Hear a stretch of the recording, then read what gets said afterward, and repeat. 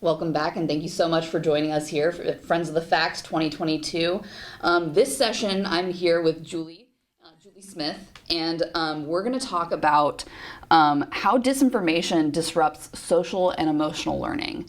And just kind of a little shortcut off the top, social and emotional learning, maybe we'll refer to that as SEL throughout this. So just to clarify, if we say SEL, we're talking about social emotional learning. Right, and that is the big movement in K-12 schools to encourage kids to learn things like responsibility, honesty, empathy, perseverance, discipline, friendship, all of those character words, for lack of a better term, is grouped under the term SEL, social emotional learning. And there's so much research out now that talks about how misinformation can actually affect our social emotional well-being. Mm-hmm. And that's not good. That is not, I think you can probably attest No, that. it's not helping. It's not helping. Right. So first off, I just want to, you and I were having a conversation earlier, and you said something that has stuck with me, and it was actually a quote from Star Wars that you told me about. That Yoda actually said this: that fear leads to anger, and anger leads to hate, and then hate leads to suffering. Right. And that is relevant because you were saying, what sells right now? What do we see on the news? What is everything? Fear. So can you talk about that a little bit? Yeah. So and legitimately, there is a lot to be afraid of, right? There's the pandemic, there's Putin, there's school shootings, there's climate change, there, weather that's things that we're not in control of. So there are legitimately things that we should be afraid of. But we have to remember the role that we play in the economic structure of the media system is that they want to keep us on their websites as long as possible. They want to keep us on the TV channels as long as possible. So as long as we are scared or angry, we're going to stay on those sites longer. They're called sticky. The stickier the website is, the more money it makes. And the more afraid we are or the more angry we are, the longer we stay on those sites. So there's a monetary motivation for the news media as a whole to keep us revved up. And because of that, then we tend to think that the world is really a much nastier place than it is. There's that whole theory called mean world syndrome, that the more media you consume, the more likely you are to think that the world is a terrible place. And in reality, violent crime is down, but coverage of crime is up.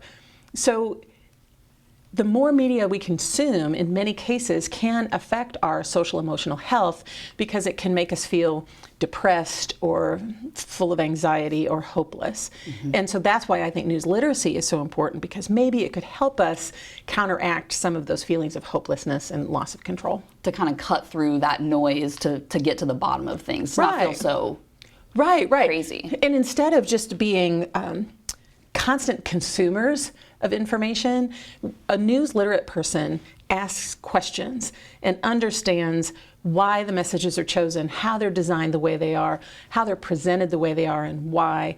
And I think it kind of helps people see behind the curtain and change the relationship that we have with all of the information that we consume. And that's very important. So something that we also were kind of talking about earlier, the social and emotional learning. What are some of the I guess we'll start with the negatives. So what are some of the negative impacts that happen when, overconsumption of media or improper consumption of media happens? What happens to the development? Well, there's lots of new terms that have come out in the last couple of years. Of course, doom scrolling was added last year.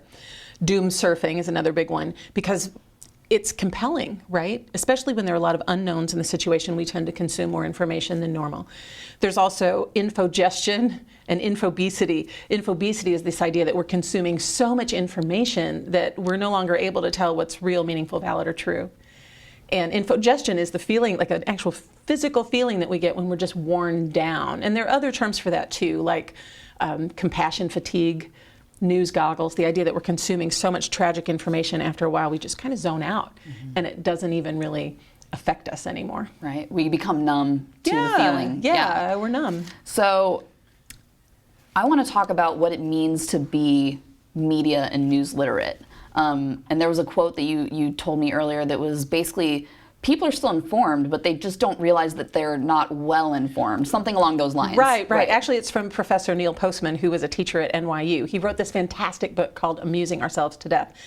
And I kind of view him like a prophet, Taylor. He wrote this book in 1986, and he was talking about how everything now has become show business. Which, for context, 1986, he was seeing this in 1986. Right. And he was predicting it then. Right. So he says the issue isn't that we're uninformed, it's that we are losing our idea of what it means to be informed. And with some of the conversations that have already taken place this week at Friends of the Facts, we're talking about news consumption and mainstream news consumption. And I find myself wanting to say, what about all the people that don't consume mainstream news anymore? Mm-hmm. Which is most people, right? A lot, yeah. right. And in fact, what's going on is that trust, in fact, Pointer did research just a couple weeks ago, that trust in the mainstream media is at an all-time low. And I think it's at maybe 39% here in the United States. Wow. So there's this vacuum, right? So we have trust in the regular mainstream media at its lowest point. We're able to create information that looks as legitimate as somebody from the New York Times. And we're in these social media bubbles where we congregate with people who think, feel, believe, and vote the way that we do. So obviously, when we come across information that affirms what we already think and feel, we're less likely to check it for authenticity. So not only does all of this false information lead to hopelessness, but I think in some cases it also gives people like this sense of superiority. There's this thing we talk about in class called performative sharing, where you want to be the first to share something, so you don't want to check to see if it's real or not because you want to be first. So you're sharing as an act of performance.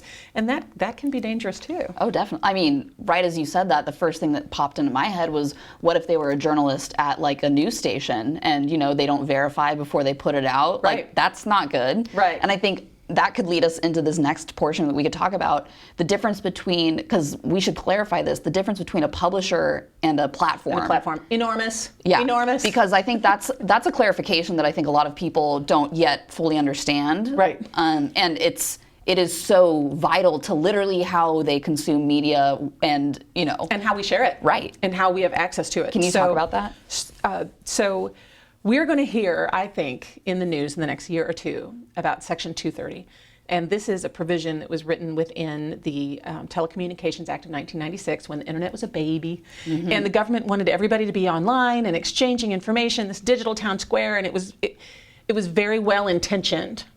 But Section 230 of that act says that platforms will not be legally responsible for anything posted on them by a third party. Mm-hmm.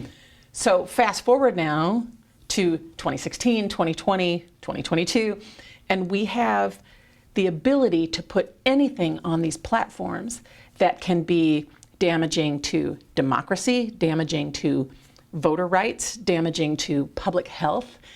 And there's no risk. There's no risk for the people who post it, and there's no risk for the platforms that host it. Right. And that's, so, we're talking about Facebook, Instagram, Twitter, Snapchat, the biggies. So they have privilege is the wrong word. They do not have the responsibility that sites like the New York Times or Spotify have. Those are publishers. Right.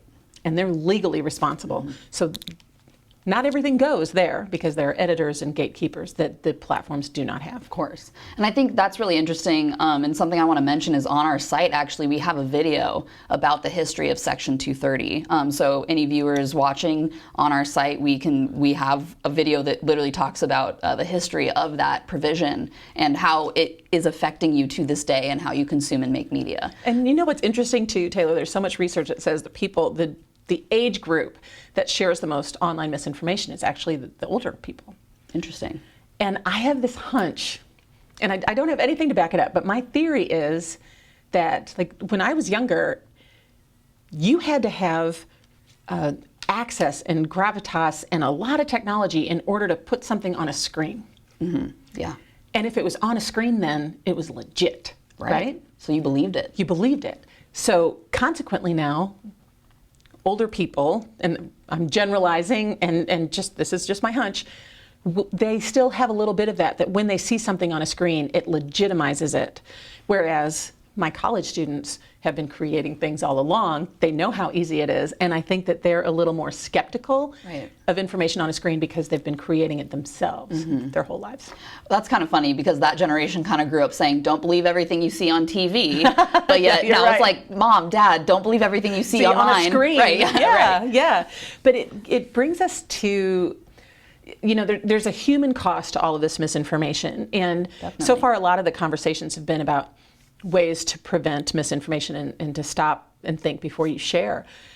But I think we need to go one step further and talk about the cynicism, the isolation, the hopelessness, the feeling that you just can't believe anything anymore. And it's a discussion we've had in class before where I'll say, what's worse, believing everything or believing nothing?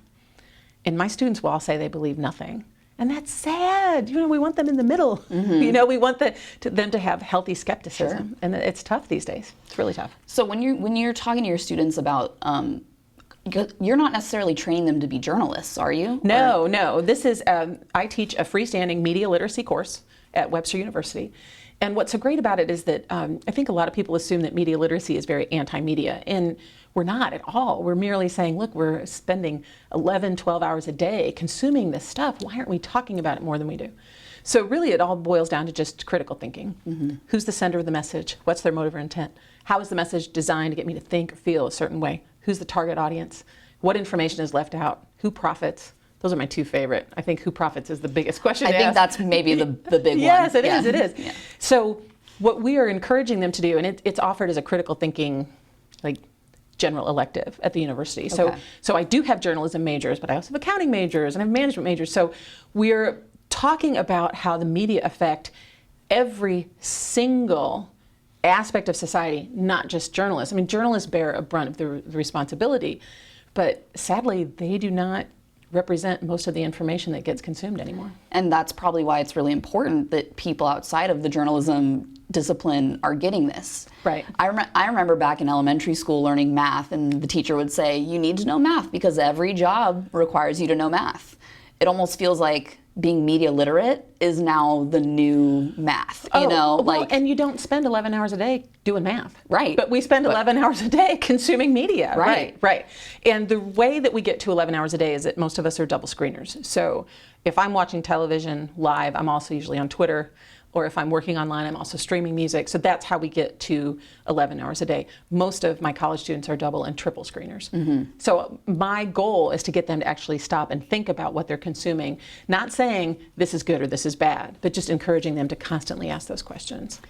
And so do you ever circle back with any of your students and talk to them about, since you took my class, how do you consume media? The greatest thing that happens to me is, a couple semesters after, I'll get an email, Julie Smith, I saw this and I immediately thought of you. I thought of your class, and it makes me so happy because the joke is you can take the kid out of media literacy class, but you can't take the media literacy out of the kid. And that's a good thing. I hope so. That's a good thing. I hope so. Definitely. Another thing I wanted to bring up is the polarization industrial complex. And we kind of touched on it about who profits, right? Right. And so it took me a while to grasp it, but there are people that profit from discourse that is not going well, from They make so much money off of our anger. Right. Yeah. And so how? What's so interesting is last October, the Wall Street Journal published what they call the Facebook files. And I think they're all available online. Fascinating stuff. And I'm going to try to do the Reader's Digest condensed version. But what they published about Facebook says that if you post something, like Taylor, say you post a picture of a puppy and it gets a bunch of upvotes and hearts and smiley faces, Facebook will assign a few points to that post because you got engagement. But if I post something about a political candidate and it generates the angry orange face, the mad face, or some connotative words that are very hostile, then Facebook assigns that post more points. The more points a post has, the more likely it is to show up in other people's news feeds. So it raises it in the algorithm? Yes, Okay. So it gets traction. And the more, and their internal research says the angrier you are, the longer you stay online. And that's where the money is for Facebook. So we're not gaining anything but frustration and hopelessness and isolation. And they are making, what did Mark Zuckerberg make in 2021? Like something $26 billion or something off of our polarization. And they have no incentive to stop that. Right. Just like they have no, Twitter has no incentive to get rid of all the bots because those bots stir things up and it keeps their numbers up. So there's no incentive for these platforms to moderate misinformation or to keep things a little more genteel because there's nothing in it for them. It feels like they try and self-moderate a little bit, I like your use of the finger. Yeah, they try. Yeah, they try. To try and avoid, I think, any, repealing legislation. Right, to repeal Section 230 or anything like that. But and in their defense too, something like 500 hours of YouTube content get uploaded every minute. Right. How do you monitor that? How do you monitor it? The volume is crazy. So I see that it would be an enormous uphill battle for them. But I also feel like sometimes it's just a lot of lip service. Yeah, definitely. Yeah. So I'm left with a feeling of don't say hopelessness. Despair. No. We're going to be optimistic. I guess because basically I am paying with my joy and good feelings for these companies to make money. You're laying your joy at their feet. Right. Yeah. Well, you're paying with your most valuable resource, which is your attention. Your attention. And so what did Philippa Hughes say yesterday? Like, go for a walk in the woods, kind of detox. And I'm not anti-media at all. I'm a total junkie, much like Sean said yesterday. I just consume it differently than a lot of people do. And I also try to get information from as many different sources as possible, understanding that there's research that says the more traditional media we consume, meaning media created by publishers, not platforms, people with actual journalism skills, we are less likely to believe conspiracy theories than those who consume primarily digital information from platforms. Plus, I think it just makes you a little more well-rounded. Definitely. You kind of started to graze over it, and I want to talk about the information hierarchy. Yeah. That within your life, it's best to create an information hierarchy. Can you talk a little bit about what that looks like? Yeah, I actually like the way you describe it better as the diet. The diet, okay. Okay, so I had a fantastic cheeseburger for lunch today, right? Sometimes you just need a cheeseburger. Sometimes you just need to sit there and watch TikTok cooking videos for an hour, right? Does that mean that I'm completely informed? Does that mean that I can have a cheeseburger at every meal every day? No, I mean, we want a real balanced diet. Occasionally you got to have a vegetable. So I would encourage people, and usually when I do workshops for parents and teacher groups, they always say, where should I get my news? Julie, where should I get my news? And my response, I'm kind of riding the fence, but I say it doesn't matter as long as you know where your news is coming from. Think of being news literate as being kind of a food critic, right? A food critic loves food, but a food critic knows who the chef is. Talks about who the chef is, talks about how the food is prepared, talks about and the ingredients of the food and how it's presented on the plate and what the taste is, what the texture's like, what the aftertaste is. A food critic loves food, but analyzes how it's created. And that's why I think news literacy can do the same for information. We love information. That's why we want to analyze how it is created and what it tastes like. Definitely. Yeah, like pineapple on pizza. A revolution is starting. And we're back to pineapple on pizza. Yeah, and trust me, I'm not some superior person. I do love an occasional Love Island, trash television. But you acknowledge that it's trash. But it's so fake. Yeah, it's chewing gum for your brain. Yeah, it's complete mindless. Yeah, right. We're not saying don't do that. It feels good to do that. Yeah, exactly. But we have to understand the role that all of this consumption plays on our social emotional health. How it affects us, really. Right. And it's, I think one of the librarians earlier mentioned that it has such it's so affective. Like, it really does affect us emotionally. And we have to recognize that when we are affected emotionally, we're less likely to view things critically. what about like with social media? Obviously with social media, it's so ingrained in the lives of especially the youngest generation currently. Right. Even as a millennial, just above the youngest generation, you know, it's deeply ingrained in my life as well. Sure. Like, is there any specific research or anything specifically to social media about how that's affecting social and emotional learning of kids, of young people? Or Well, oddly enough, Facebook had internal research that was also exposed by the Wall Street Journal in October about how Instagram specifically was damaging to the mental health of teenage girls. But they didn't act on that research. Really? You know, I don't think we give, and this kind of goes back to the whole digital wellness idea that was covered in the last session. There's so many schools that teach Be Nice Online and digital citizenship. And I struggle with that term because I think citizenship just implies that you're supposed to be nice online. And that's very 2010 talk, right? We need to go way deeper and talk about why Instagram makes us feel the way we do. Why are we shown what we're shown? How do the algorithms work, et cetera? And the doom scrolling, right?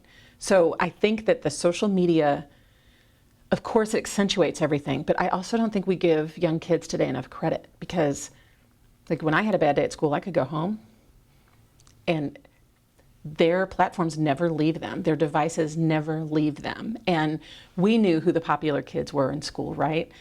But now it's quantitative and it's public.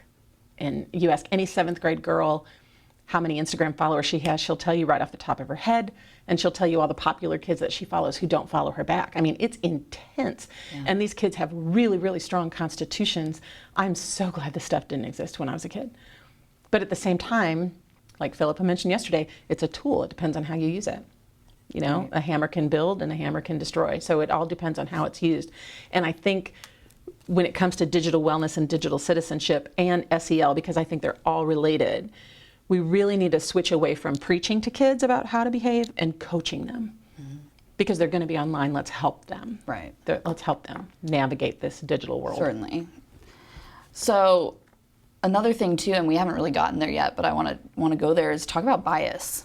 And another thing too I want to talk about is positive news versus negative news. And I feel like we can kind of do both of these, but yeah. Okay, well, let's start with the positive news. We'll go with positive news. So one of the common complaints that people have about news, right, is that it's biased and that we don't get any good stories. Don't get any good stories. Okay. Well, I have theories about both. Imagine. Sure. The good story, you know, I think it's human nature for us to say we want good stories. Mm-hmm. But the data tells us something completely different. We will say that we want good stories, but if you ask any news director in any television market, they will tell you that the stories that get clicked on the most are the murders, the criminal cases, the icky stories that make us feel icky. We click on those even though we say we want good stories. And if the good stories got the clicks, we would have more of them. Right. But the clicks are the name of the game, right? And as far as bias goes, and we talked about this a little bit earlier, the way that I kind of describe it is that if I was given a cable TV station, cable news station, and I had data that 90% of my viewers were dog lovers, my station would be nothing but pro-dog. Yeah. I might have a house full of cats, which I would never tell anybody, right? But you're a total cat lady. I'm a total cat lady. But on my station, if I have data that my viewers are all dog lovers, they're getting nothing but dog stories, and they're going to get stories about how cats are crazy. So after a while of consuming all of this pro-dog stuff, what do my viewers start to think about cats and anybody who loves cats? That they're nuts. Right. Right. But I'm a business owner. I don't want my owners, I don't want my viewers to change the station. I'm running a business, so I'm going to give them what they want rather than what they need. I see bias completely as a business decision. And we did talk about, in an earlier session, we talked about the media bias charts. Mm-hmm. Those things make me crazy, especially the ones that are pushed around without any of the methodology included about how they're determined. Right. So one time in class, I was threatening to do this for a while, and then I found out that I actually had to do it. Everyone was giving me these charts, like, Julie, you need to print up these charts and hand them to your students. I'm like, well, first of all, my kids wouldn't care, but I had to make them care. So I said, I'm going to give them a blank chart. okay? We made a big blank chart in the front of the room. Everybody got a news organization to study for a week. And then we made our own chart, and the kids had to defend the placement of their... Why they put their news organization where they did on the chart. And it was fascinating to me because one of the students put CNN way down in the credibility box. And he said, well, every story I saw that week had anonymous sources, and that seemed fishy to me. And I thought, oh, okay. Interesting, okay. Yeah, but I think that was a more meaningful experience for them than me just handing them a chart. Yeah, of course. You know? Yeah. I mean, what I think is interesting in my experience as working as a reporter and talking about bias and talking about holding people's attention, obviously you want to provide media that people will watch, because at the end of the day it is a business. Yep. With that said, like we were talking, you and I were having a private conversation earlier about entertainment. Right. That things are they can be entertaining, but it shouldn't be for the purpose of entertainment, especially when we're talking about news, right? And I think that when it comes to bias and when it comes to reporting, a lot of people have a notion or a preconceived perception of, well, that's just biased because they don't even want to hear it. Right. Is there some way that we could undo that? I mean, can we go backward, or is the cat out of the bag? I think the cat's out of the bag, but I'm not objective because I think that media literacy and news literacy would solve every problem in the world, which I know you've heard me say several times today. But at the same time, I think it's important that we just go back to those media literacy questions. Who's the sender of the message? What's their motive or intent, et cetera? And people have to acknowledge their own biases, which you talked about yesterday. All of my students will tell you that they're completely objective. They're not, you know, they're not. And so that's a big hurdle, is to get people to recognize how the media affects them socially and emotionally, and that it does impact our day-to-day life, whether we acknowledge it or not. How can somebody become more aware of that? Because, you know, not everybody, I guess, is super self-aware that they can put their phone down and be like, wow, I feel really bad now. I feel hopeless. Right. Yeah, like, what do I do? Like, what can we look out for? What's some things that we can, you know, the biggest clue, and I think the librarians mentioned it before, if you see a message that gives you a really strong response, whether it's anger or fear or confusion, sadness, that's the first clue that you should check it for authenticity, because that's what they're going for, is to get you riled up, right? So that's the first clue. Check your emotions. Slow down. Try not to scroll so quickly. I tell students, look for punctuation. Look for a huge number of exclamation points. Look for headlines that start with, oh my God, or, 10 things you're going to learn. You won't believe number 7, like that kind of stuff, right? The clickbait. But also look for sources that are verified and do lateral reading. What we call lateral reading means that if you come across a meme that says that President Biden has COVID, well, aren't you going to check other sites to see if everyone else is talking about it? Because if it's just some dude that posted a meme, well, then you know it's probably not true. Lateral reading is when you see something, check to see if other people are talking about it, because then that pretty much guarantees that it's actually true. So lateral reading is big. And then, of course, there's loads and loads of tools online that you can use to verify, whether it be Google reverse image search, the YouTube data viewer, et cetera, et cetera. Mm-hmm. But see, that's the thing. It takes time. You have to have time and the willingness to admit that what you really like might not be true. Right, which are huge hurdles. I know. I mean, how do you uproot a belief in somebody, in a 5-minute Google search? Can you? That's a challenge. That's the toughie. Right. That's the toughie. So and it's interesting too, with memes, because a lot of my students will say that they get most of their information in meme form, which I find fascinating, because images are such powerful vehicles for information and emotion. I think our brain processes images something like 40,000 times faster than it processes words. Mm-hmm. So if we can create a meme that generates really strong emotional response, then that's the clue, right, that we need to check it. But whoever sent you the meme is completely different than the person who may have created it. So in many cases, fact checkers will say you want to check the origin and where it was actually sent from. And in many cases, you can't figure that out. Right. And that's a challenge. And therefore, that's probably a clue that it's not right. That's true. Like, yeah. Yeah. And I mean, simple search.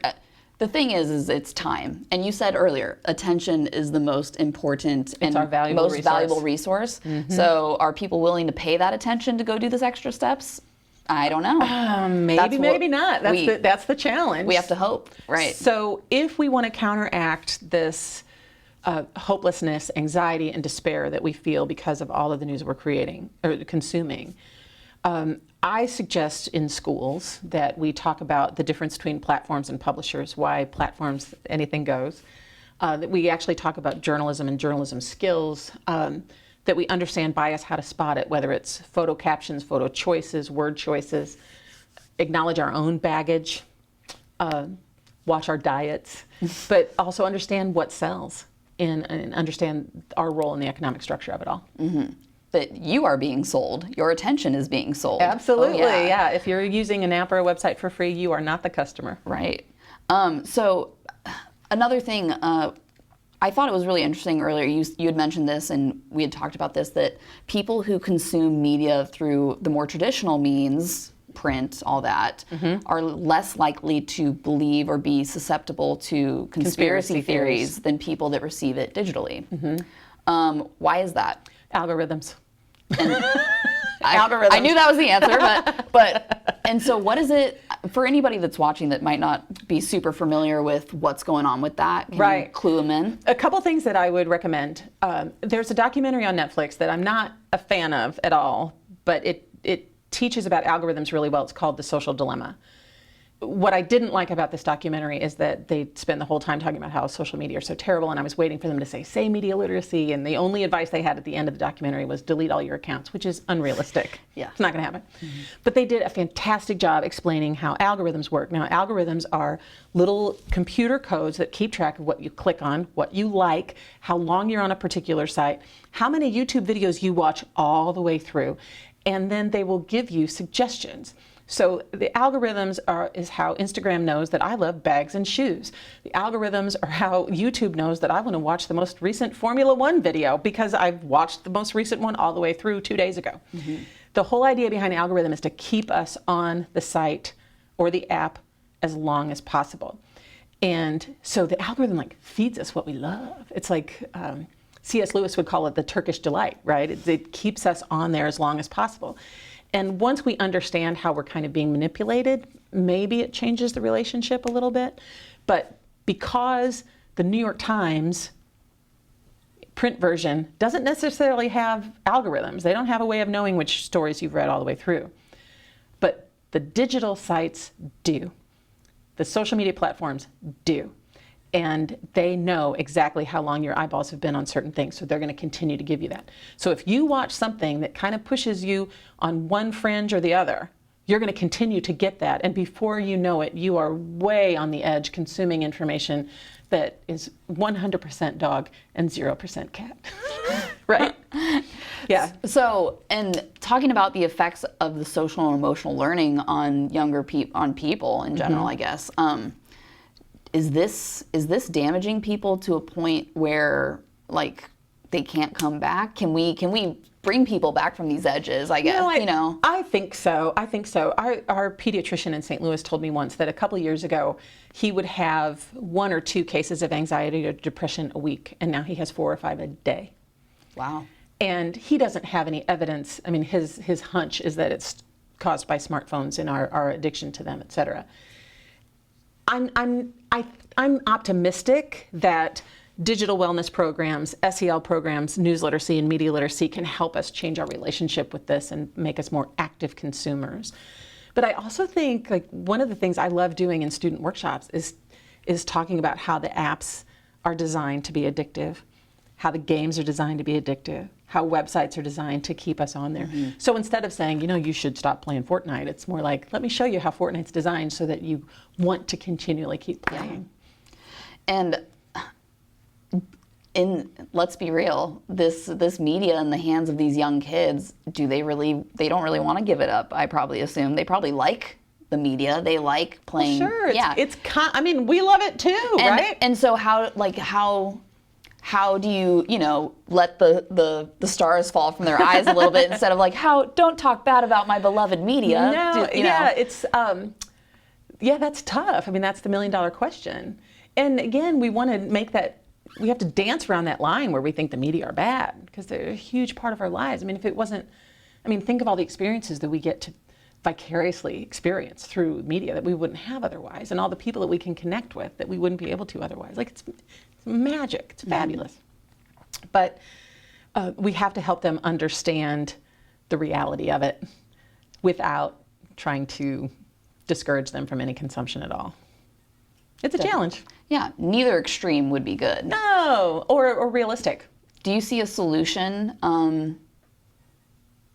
Maybe not necessarily a solution, but how long do you think this fight is going to last for? Do you see an end to this, I guess? Do you? Well, there was a huge uproar about comic books causing violence.